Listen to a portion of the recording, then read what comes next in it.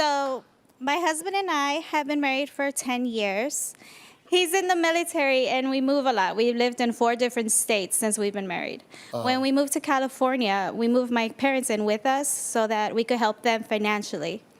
But we move next year, and I'm wondering if we should take them with us. On one hand, it's been nice having them help with the kids, and I was able to go back to work. On the other, it puts my husband in the financial responsibility to take care of 2 other people. So how do I approach the situation? I don't want my parents to feel abandoned when we leave. That's a tough one, man. Does having the parents in your life help you with daycare? Yes. And my mom even cooks us dinner or does our laundry just because she wants to help. Got somebody doing the laundry, cooking, picking up the kids? Yeah. It's a damn maid/nanny.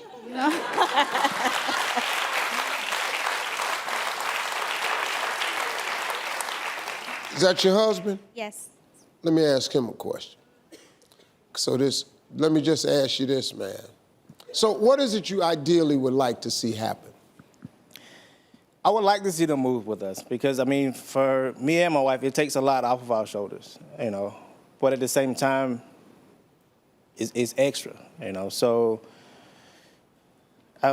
that's something like you said, we have to talk more about it. Yeah. Because I don't think it's And you feel which way, ma'am?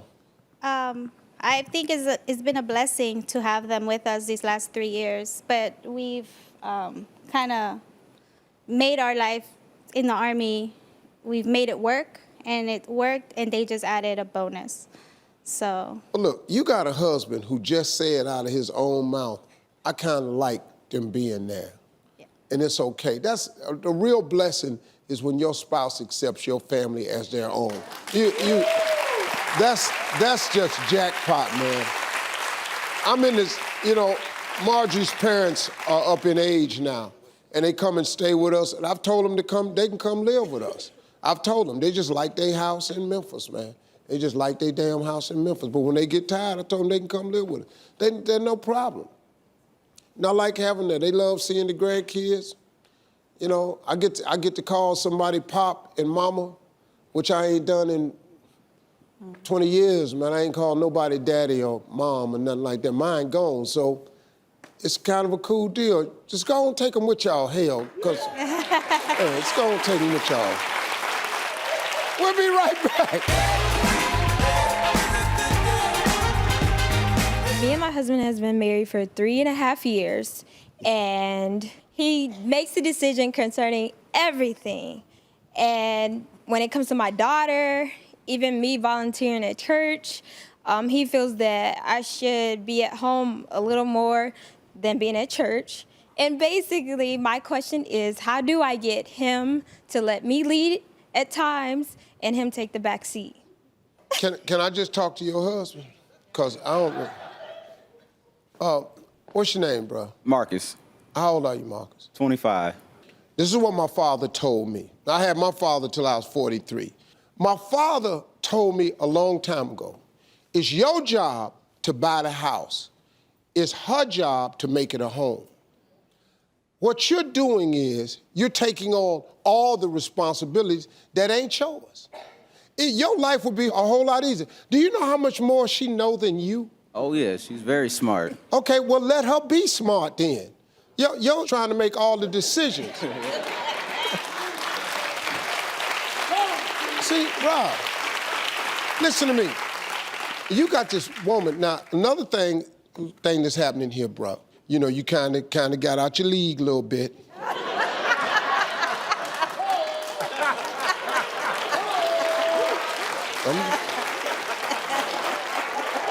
I'm just being, y'all look back there, y'all see? He hit jackpot. Most men hit jackpot. Most men in here sitting next to a woman. That brother right there, the frat brother with the glasses on. See the woman sitting next to him? He hit jackpot. Turn around. See that man up there with the green shirt on?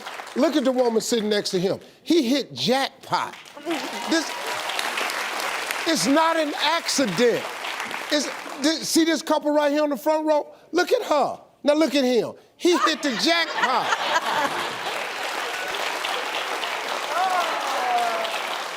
Y'all seen my wife Marjorie? Now look at me. Jackpot.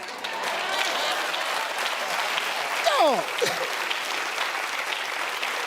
Now in that, you're trying to hold on tight. But if you squeeze something too tight, it's like toothpaste. If you squeeze toothpaste too tight, it get out the tube. Let her have say so around the house. Now you got a good thing. Before you squeeze the toothpaste out on the floor, let her go. Because you ain't gonna get no finer chick than this right here. Not you. Thank you. So me and my husband have been married for 27 years. I love him, but I'm trying to get him on the same page as me. You've been talking about vision boards, and I've been hearing it for a while.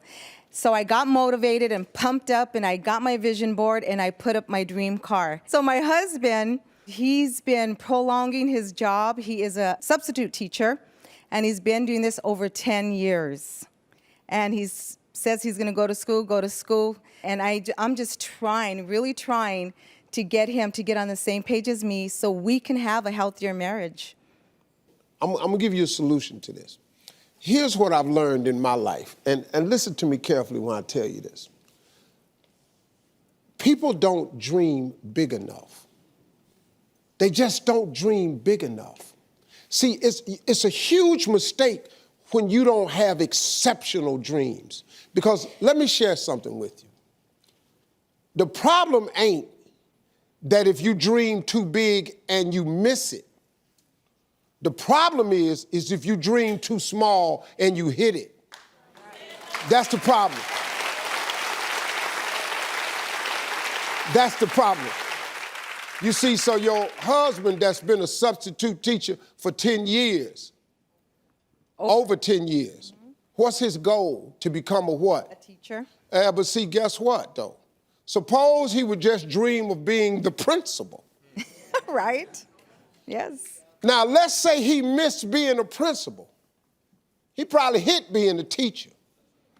But if all you want is to be the teacher, and you miss that, now we substitute teaching. And see, his dream ain't big enough. His dream ain't spurring him on to greatness. Your dream, see, you gotta, let me tell you something about your dream. If you dream big enough, eventually your dream got to put on work clothes. You understand? Success is a mindset. You don't need nobody's permission to adjust your thinking. You ain't got to get it cleared with nobody. This yours. You can start the process of changing your life today. The only way to change your life is to change your mind. And you got full control of that. Man. Yes, and I agree. He looks at me like I'm crazy because I have my pictures up there and I have other writing my book. I have a whole lot of stuff on my vision board, and I'm going to dream it because I believe it, because I know God can do it. Yeah, see, look. It don't cost you nothing to think big, man. But when you think big, you open up to God, because God is big. Why would you think small and God ain't small? God immense, man. He out there. You okay? I've been married for 8 years. This is my husband here. And everything is great. There's just one thing that drives me crazy. He does not like any bodily sounds, so no tooting or burping or anything like that, that's fine. I can understand that. But it's to the point where it's at the middle of the night and you need to use the restroom. We have to go to the other end of the house because he doesn't want to hear anything. If we're in a hotel room, you got to run water because he doesn't want to hear anything. He doesn't want me to hear him either. It's a both way kind of deal. So when you've been married for almost 8 years, should he just get over this? No, or should I just accept I agree it for with the him. rest? I agree with him 100%. Yes. Yes. He married you because you his angel. You his princess. He don't want to know the other part. Marjorie and I, we the same way, but Marjorie always want me, I told her she want me to leave the door. I'm not doing that. You got, matter of fact, her bathroom is like, if we laying in the bed, her bathroom is that way, and my bathroom is that way. I'm not even allowed in her bathroom. Like if I want to just go over there to take a leak, I can't do it. I've never heard her use the bathroom. She closes 2 doors before she uses the bathroom. I have 3 doors that I close before I use the bathroom. And I lock her out because she don't need to walk in here. Because I'm in here doing some things really could end our whole marriage.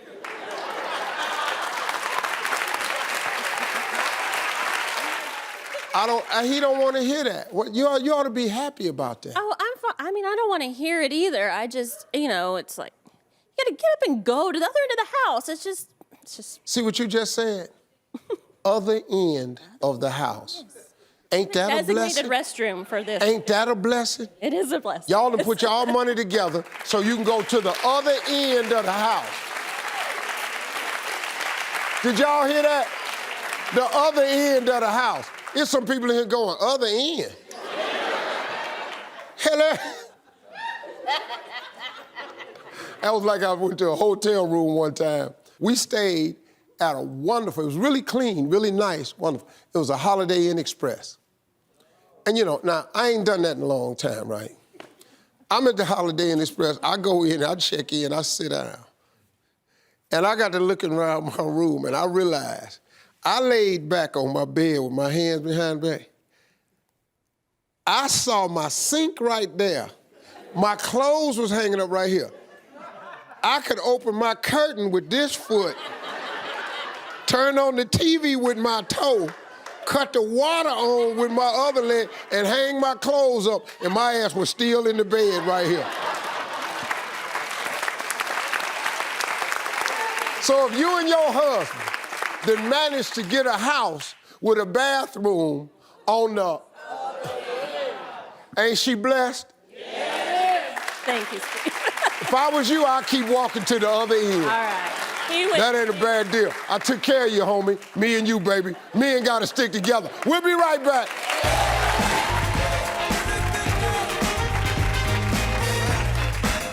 I've been celebrating my 48th wedding anniversary. Okay.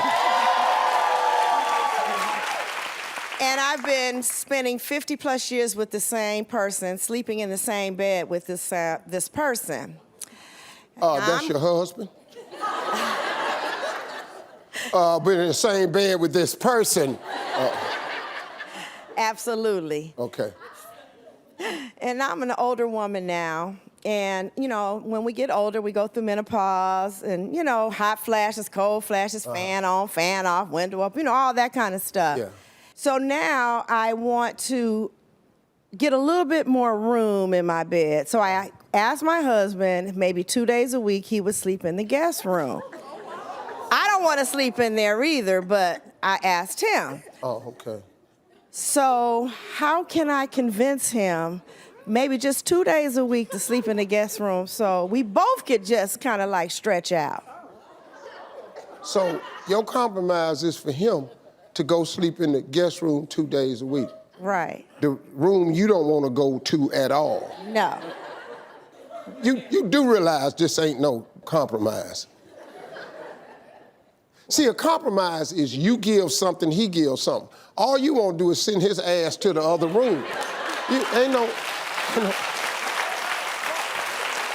But we've been together for over 50-something years, so it ain't no big deal. He probably will be happier since I snore. Oh, you gonna throw that in? You probably be happier since I. Well. Okay, obviously, y'all got a good marriage because y'all done lasted this long. Absolutely. So.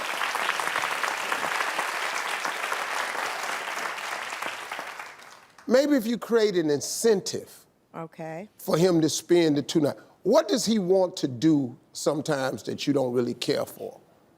Watch history and geographical animals. Okay, so here's the compromise I think you should do. Why don't you say, look, if you go 2 nights in the other bedroom, I'll give you 2 free nights, 3 free nights of National Geographic and the History Channel without pressing you or anything. you don't press him about it anyway? No, because it's a TV in that room. It's a TV in that room. This is not working out. Huh? Sorry. Oh, no, ain't no need apologizing. It's all right, it's all good. I can't help you, though. I don't have no answer for you. Y'all been married 50 years. Hell, just tell me and Marjorie how to stay married 50 years. That's all I care about. We've been married for 3 years now. Okay. And so we still consider ourselves newlyweds. Uh-huh. And so ever since we got married, as in the day of our wedding, everybody keeps pressuring us to start a family. And so it's the most annoying thing ever. Every time you see your same friends, the same family, sorors, whoever, we ain't gonna start a family. You ready to have a baby? I'm like, we just got married. Can we do this? You know? Yeah. Let us enjoy each other a little bit. So the plan was for us to wait 5 years before we started a family. And it's gotten to the point where even our parents, when they go out, they're being asked, people have the audacity to ask them, do they have grandkids, and actually pick on them for not having them. So Wow. see, we want to know, what can we say to family and friends so they can stop pressuring us about having kids, because we're not changing our mind. Well, are you...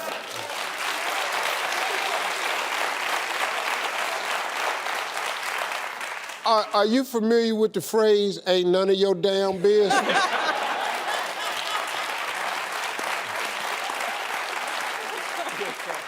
Look, I actually applaud you for having a plan.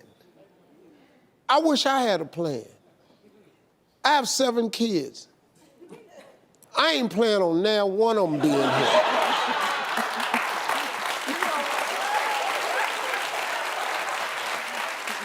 I've never intentionally, I've not set out intentionally to have none of my kids. All my kids was a what?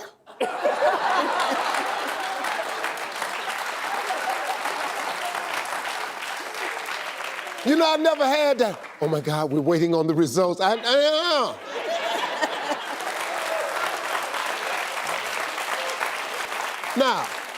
do I love all my children? Of course I do. You've been married 3 years. Yes. You want to wait 5 to start a family. Yes. Yeah, that's a good idea. That's Planned Parenthood. Gives you time to know each other. Right. Absolutely. You know, do some living. Right. Because when the kids come, your life is forever changed. Right. Your life changes. If you're a parent, it's changed forever. Your life is never the same.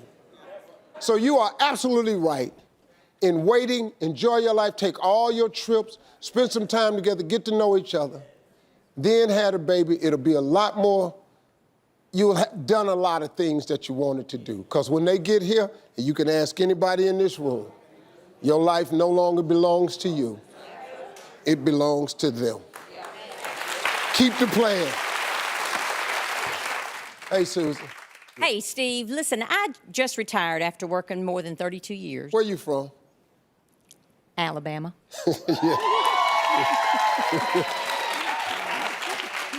See, I'm from West Virginia. I can hear when somebody close to home. Go ahead. And I've just retired, and I've been married to this handsome young man for more than 30 years. All right. And I am now looking for projects to do around the house. Uh-huh. So one of the projects I'd like to do is to change this shed that's in our backyard to my she shed. Yeah. And I want him to build a workshop a little bit farther back on the property. And so he can have all his messy tools out there. Like, how many hammers does one man need? I mean, really? Yeah. So he can have all his tools out there, and I can have my she shed. Okay. So, Steve, can you help me convince him to build this nice workshop so it can be a little win-win thing, and I can have my she shed?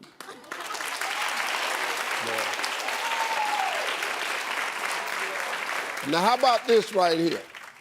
Home Depot, they got prefabricated, built-up sheds that can be used for anything. And they ain't that expensive either. You see, now you act like you don't want to do that. No, it's got to be like, like 40 by 40 or, yeah. Workshop. 40 by 40? Yeah. Oh. We live in the country, Steve. We in the country. Okay, how big is the garage? Y'all have attached garage? Yes. How many That's cars? where I exercise, though. So it's Now, see, really now, off whoa. limits. Now, you got she shed, you're trying to exercise in the garage, you're Yep. doing too much now. What the does he have a man cave? He ain't got no man cave? Oh, so you ain't trying to, we ain't turning on, but you ain't trying to work with him. Now, you retired your whole garage workout center. Now, you're going to kick the man out the tool shed, turn it into a she shed. What, he just standing in the grass now.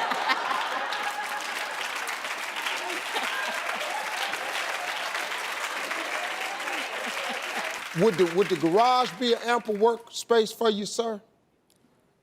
No.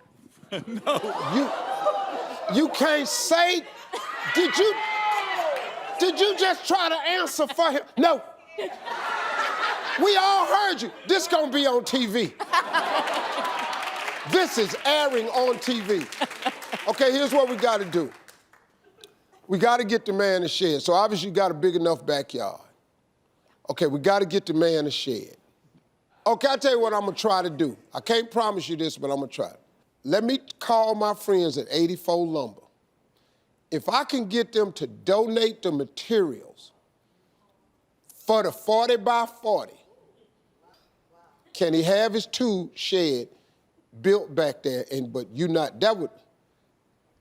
But I not ever go in it? Huh? I would never go in it. I would leave it for him always. Yes, I absolutely would. My man, would that make you happy? But let me tell you what. But let me tell you what we're gonna do though. We need to put a flat screen in there. We gotta put a nice refrigerator in there. We gotta put all rustic leather furniture in there. We're gonna have a place where the fellas, y'all can watch Roll Tide, War Eagles. Every Saturday. I'm gonna make a phone call. We're gonna see if we can't help you out. Thank you. Hey, y'all, we'll be right back. Well, my husband retired 3 years earlier than I did, so he's kind of been able to make the basement his man cave. Yeah. Yeah, he's settled in. So I kind of got the other floor, the kitchen. You got the whole rest of the house. Yeah. Well, it's all good, but I'll hear, "Hey, what's for lunch?" Yeah, I don't like that. So I was kind of wondering if you had any tips that might make us get along better as we start out our retirement together. Well, see, you don't like the questions. Why don't you fire back an answer that he don't like? Like, what do you think? Okay, like, tell me something he'll ask you. Just give me a question, something he'll ask you. Where are we going? Where I'm at. I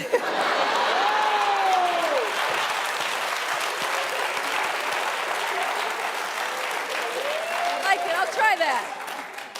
Give me something else he might ask you. Oh. Just anything. What's the charge on this? Where'd this come from? From the stove. Yeah, go ahead. Did we really need that? Huh? Did we really need that? Not really.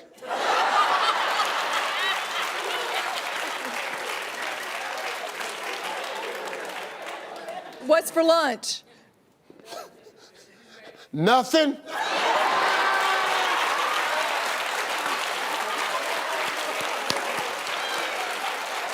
Let me tell you something about us men. We make adjustments very quick. Once we understand, oh, okay, let me quit hollering up there, because that's creating a problem, because what we don't want is a problem. So here's the deal.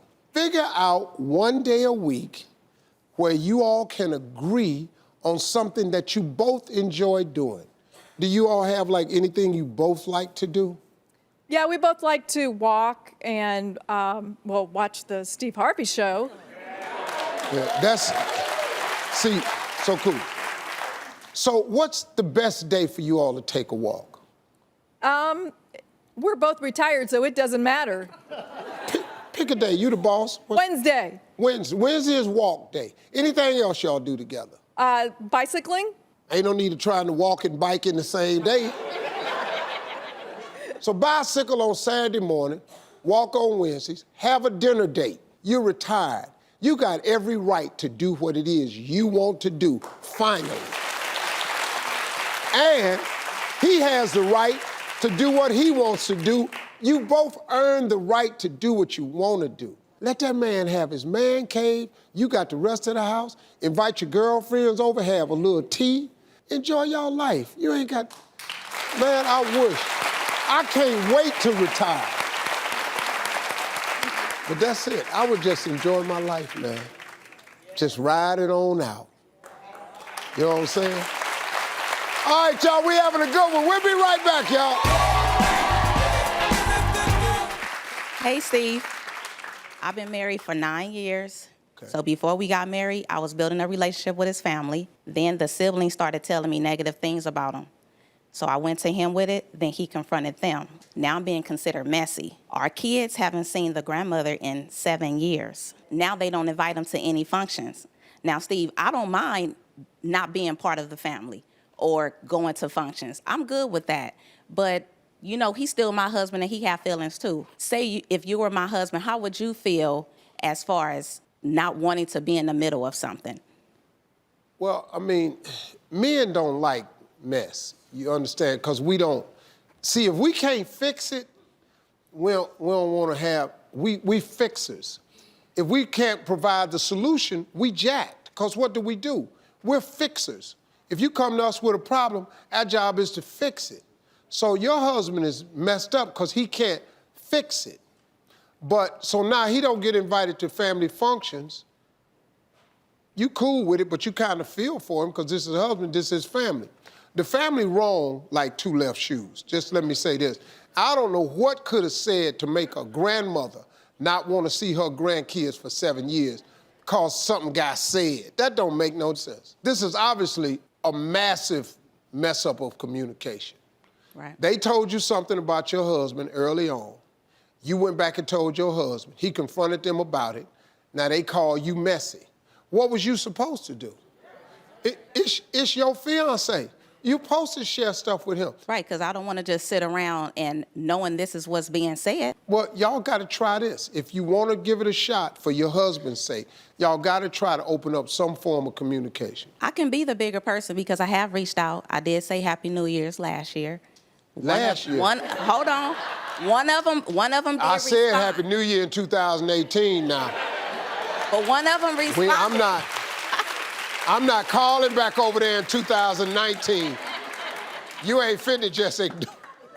Well, one of them responded. If you don't respond, and I should keep doing it, I'm reaching out. But listen, how many times do I have to do it? You got to get your husband, and y'all got to go over to Mama. Mama, I need to bring everybody to the house. We want to talk. The kids miss their family. They don't know their aunts. They don't know their uncles. These kids don't know their grandmama. Are y'all cool with that? I'm cool with that.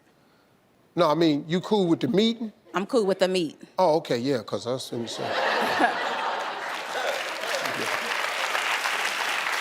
Yeah.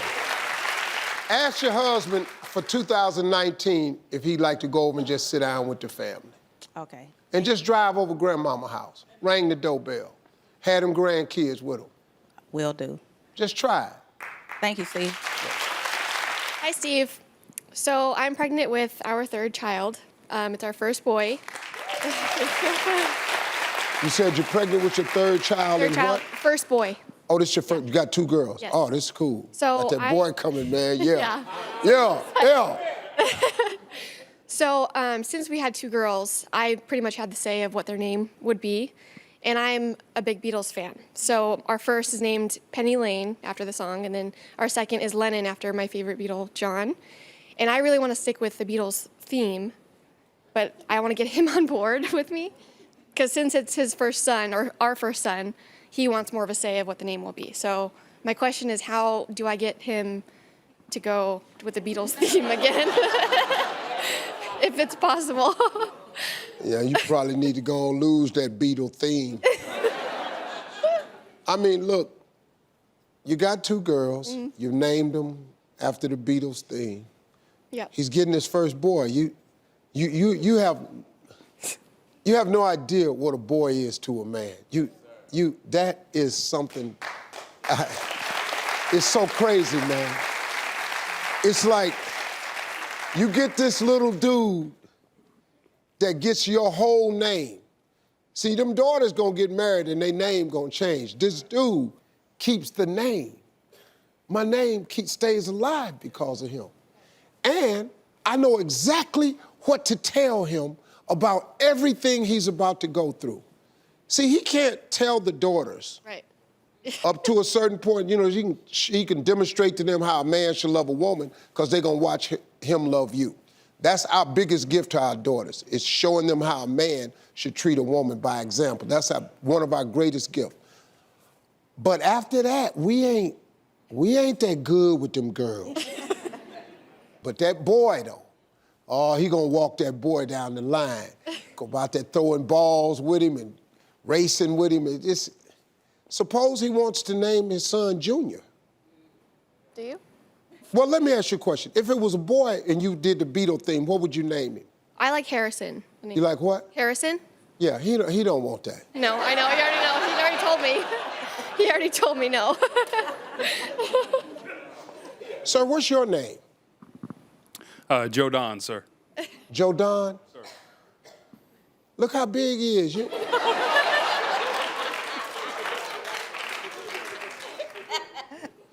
Pretty much name this boy whatever the hell he want to, if you asking me.